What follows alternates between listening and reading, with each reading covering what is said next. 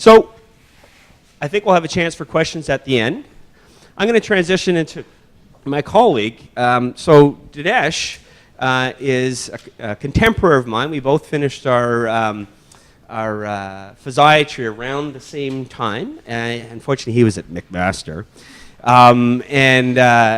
But he saw the light and switched over and came to Toronto Rehab. He is so a physiatrist like myself. He's just completed his PhD. We're incredibly proud and happy that he was able to do that in the field of muscle pain. He also, he just let me know, or he's let me know before, was the physician for the Toronto, or for the Hamilton Ticats, so he's got lots of connections around acute pain and knows that very well as how the chronic pain, which is what he's been working in for the last little while.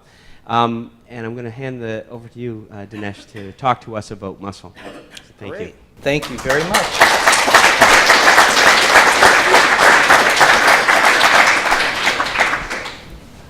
So, as you've already heard, I think they want me to stay here. You know, this is a huge, huge problem, and the area of my research and interest is, so as you've heard, pain is a very, very common problem for us. One of the most common aspects of that is myofascial pain syndrome. And that's been the area of my research recently and my clinical interest. You know, it's so common, almost 80% of all emergency room visits are due to myofascial pain. 30% of all visits to a general practitioner's office are due to this problem. It's really, really profound. You know, these are old statistics from 2009 in the United States. You know, it's a $500 billion problem there, probably more now. I couldn't find anything more recent to show you. And it's scaled down for us in Canada, but it's still, you know, 50 billion. It's really, really a lot of money that goes into this. So what is this thing? It's basic, you know, myofascial pain is thought to be pain that arises from muscle and fascia. And of all people who suffer chronic pain, about 95% of them have this problem. So it's really, really common.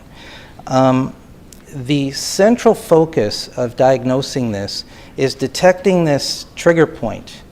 That this is sort of a hard nodule that's in your muscle. It's painful on its own sometimes. It's painful when you touch it. Who's had that knot in their neck from time to time, you know? And that's really what we're talking about here. There's been an evolution in the criteria. The most recent is something published by Rivers, and you can see them there, you know. Tender spot, recognized pain, referred pain. So this referred pain is what John was just talking to you about, and it can go anywhere. So this is really a sort of a chameleon type of disorder. And unless you know what to ask the patient, you're going to miss this. And this whole idea that John sort of presented to you as patients sort of stumble through our medical system, having an MRI, not understanding their problem, then an EMG, not understanding their problem, it comes down to realizing that this might be the contributor. And like an orthopedic surgeon would not really do the clinical assessment that would be focused on that. So I became interested in this, and so what I did was I went out and I surveyed pain practitioners in Canada. So these were doctors, physiatrists, rheumatologists, neurologists, family doctors, and emergency room doctors who, you know, declare themselves having a specialty in pain, and massage therapists and chiropractors. And I asked them, okay, what are the criteria for myofascial pain?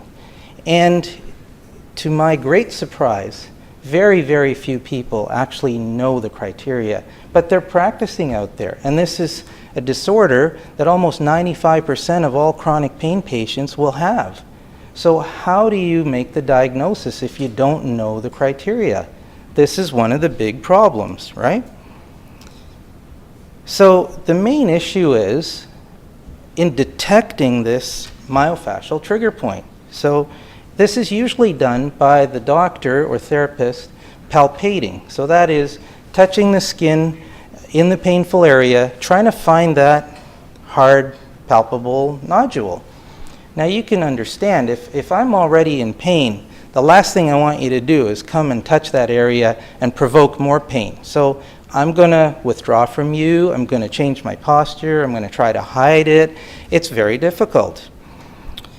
So I went to the literature to try to understand, how good we are at palpating this thing.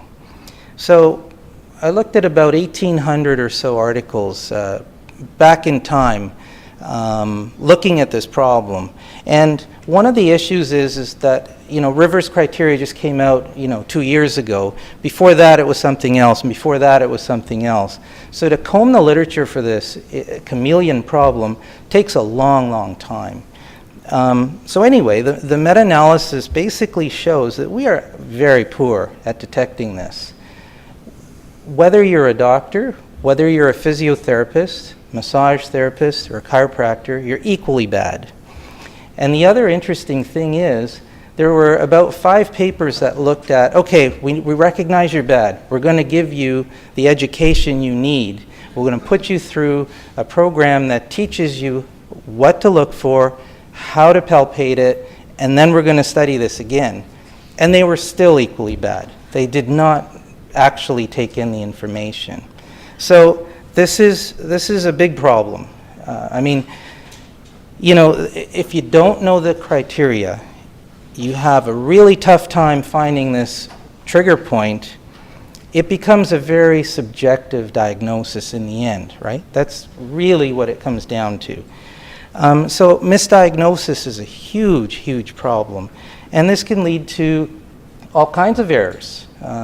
Perhaps inappropriate opioid prescribing could be one of those, So sitting back thinking about this, I thought, okay, what can I do to contribute to this? So first of all, I want to see if there's anything objective that we can bring to the table. So as John has already pointed out with one of his pictures, there's all kinds of biomarkers, that are associated with this. So why not study those, right? Because nobody can make that up. If you have this problem and this is present and you measure it, it's there, right?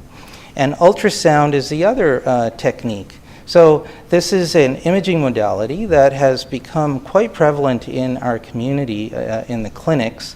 We now have 3 machines ourselves, right? So the emergency room at Sinai also has about 5. So doctors are becoming more and more familiar. So I thought, why not? Let's see if we can't image on ultrasound these trigger points as well. And the idea being the combination of the clinical, the biochemical, and the ultrasound might provide us with a much better way to diagnose this, taking the subjectivity out of it, creating a more objective way of diagnosing it, and something that is based on the pathophysiology, not just, well, I have pain, clinical opinion, So one of my colleagues at NIH did this study a few years back, and he used this little dual lumen catheter. We don't have pennies anymore in Canada, but back then they had them in the States. So this gives you a sense for the size of this. So what he did was he put this needle into the trigger point, and then he forced saline through one of the cannulas into the trigger point and then sucked it back out and measured what would happen. And these are the kinds of graphs that you get. So in this graph, you have TNF-alpha and you have IL-6, a couple of analytes, and you can see that they rise and fall with the pain. And what was being done at the time was stimulating that trigger point by palpating it. So you can see the large rise. Here are a couple of other analytes, substance P and norepinephrine. So there's lots and lots of them around. So I thought to myself, yeah, but how many doctors are actually going to have the wherewithal to do that in their clinic? That's going to be really tough. And when you look at the price of these catheters, they're about $100 a pop. No one's going to buy a catheter that expensive to do this. So how about, taking regular blood. So what I did was teamed up with my emergency room colleagues, because a lot of these patients come through there and they're acutely in pain. So I would go down there and sit in the emerge and draw blood on these patients. And what I found out was that if you have enough trigger points and you have enough pain, I can actually measure it by taking your blood, like at your elbow, and having it analyzed. And you can see it's quite profound. And men and women have a little bit of a different response, but they are definitely different than healthy controls. So we might be getting somewhere, right? There's a lot more research to be done on this. Many more analytes are coming to light, but this is an idea to explore for sure. Now, how about ultrasound imaging? So for those who haven't seen a transducer, you basically put it down on the skin like that, and you drag it across, and you can see what the muscle looks like. So the top layer is your skin. The ruffled area here is the fat that's under your skin, and then this is the muscle. And you can see that there's a lot of different things that are going on as you drag your transducer across there. And this is a mental exercise. Doctors are taught in the anatomy lab, and they have these beautiful atlases with perfectly drawn muscles, but that's really not what our bodies are like. So you're taking that color image, you're transforming it to this two-dimensional black and white image. You have to do this transformation in your mind as to, well, where's this transducer? What muscle am I looking at? What's the orientation? And then recreate this in your mind. So this is going to take a little bit of effort to learn. Oh my, I only have 5 minutes now. Okay, so this is what a trigger point looks like on there. So what I did was I thought, these hypoechoic areas that you see, they're kind of difficult to find. So why not just look at regular muscle? Oh, thank you. So I thought about blobs and texture as a way of analyzing this. Now, and really what it comes down to is perhaps we can not worry so much about finding that hypoechoic area, but just analyze the muscle in general, because maybe that's abnormal too. And my colleagues at NIH sort of explain that they've done a couple of studies that do show that the surrounding areas of muscle are actually abnormal. So that's what I set out to do. Now, what is a blob? So if you look at this picture, the one to your right, it kind of looks like the picture I showed you before. The rectangle is the area that we're going to analyze by computer. It looks like a speckle pattern, right? It's like you're driving through the fog. It's hard to know what that is. So one of the techniques to analyze this is blobs. And the little schematic at the bottom shows you what that is. So if you think about that picture like a matrix, and you look at the extent of blackness or whiteness, and you put a number to that, and then you ask the computer, okay, here's a number, like the one in the center, right? This one. Now, go to the next little boxes and ask, is it kind of the same? And if it is, then that becomes an area that's almost the same. Then you do the same all the way around, and again, and you keep expanding this area. And then, actually, Arlene said I have 10 minutes. So that becomes a blob. And you can ask the computer to analyze that for you. But the starting point is to draw that red square. So in my studies for my PhD, I had about 18,300 that I had to stand and manually draw, because I had to make sure that we were actually analyzing what we were analyzing. So that took some time. So my study was, can we use that technique to separate out healthy people from people who have myofascial pain? Do a little bit of fancy statistics that I've shown you in the table here, And what really comes out is this idea of the blobs, so the number of the blobs, the intensity of them, and their area is three things that explain the problem quite well. Almost 99% of the time there.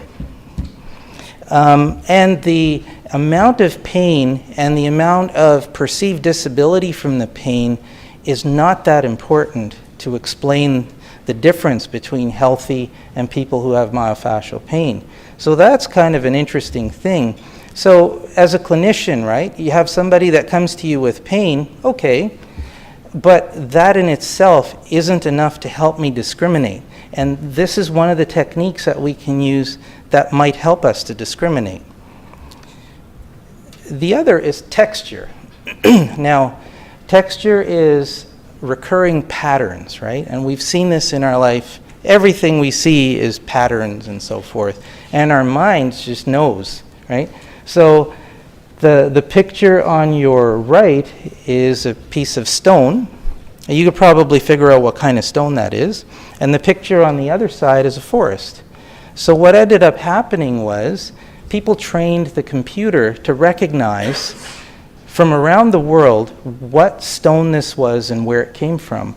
And they could do that with a high degree of accuracy. And the same with the forests. Does anyone in the audience know where these came from? So this one's Canadian and the other one is Italian. And the accuracy of that is really, really good. So I thought to myself, why not bring that sort of technology to the analysis of this, you know, gray-white thing that I can't figure out visually? We're all sort of familiar with what texture analysis does.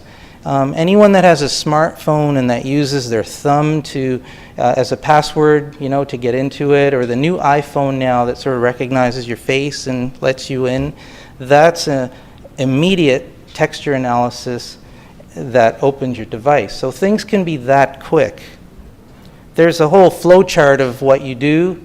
I won't bore you with it because I'm running out of time. I recently got a degree in engineering, so I had to show you some of the math that goes behind this. So be a test on that later, I guess. So you start here with this thing that kind of looks like a black hole. Oh, sorry, I went the wrong way. You chop it up into regions of interest like that, and then you do a texture analysis. And the bottom line is that you see this very large peak. That's the peak that corresponds to that trigger point. And you can use it to analyze that great big piece of don't know what that is visually to something that makes sense for you. Doing some more statistics shows you that you can really use this very well to discriminate between healthy people and myofascial pain people. And there's two different types of myofascial pain people. One's with active and latent trigger points, and we can use it to discriminate between that as well. And so what we're doing in our lab now is to look at patients with fibromyalgia, chronic widespread pain, and we're going to do this same kind of thing there. So the other idea that I had was in injections of trigger points, because what's happening out there in the hinterland is doctors are just going in, they're palpating the area that's most painful, and then they're just injecting. And you can understand that if you can't really feel it very well, and our studies are showing that, how are you ever going to inject this thing? So what I'm proposing to do is to use ultrasound guidance, so you can see the needle going in, and I'm injecting some stuff into the trigger point, and I'm getting really excellent results with this. I've published a meta-analysis on this. There's about 3 papers that show that this kind of technique does work best. Believe it or not, no one's actually ever described this technique in the literature. So Philip Peng and I, we did that last year. So here's my second to last slide. So, you know, so far, I think I've shown you that we have problems in clinically diagnosing this. Biomarkers and ultrasound can add some objectivity. Where do we go in the future? Well, can we create a new criteria for the diagnosis of the trigger point, for the diagnosis of myofascial pain, make it more objective, and then use some computer sort of aided diagnoses to help the doctor who's may not have the palpatory skills. So where I'm applying for grants in the future is to look at using a computer in real time to do the texture analysis and blob analysis so that the doctor sees the patient, they have the clinical now after having done the history and physical, and then I'm going to give them the ultrasound analysis and see what changes for them. Hopefully, it will help us to get people back to work earlier, treat people better, avoid opioids, and so forth. And my last slide is just thanking my colleagues for their collaboration over the years with me. These are people from the University of Guelph, NIH, and George Mason University. So thank you very much.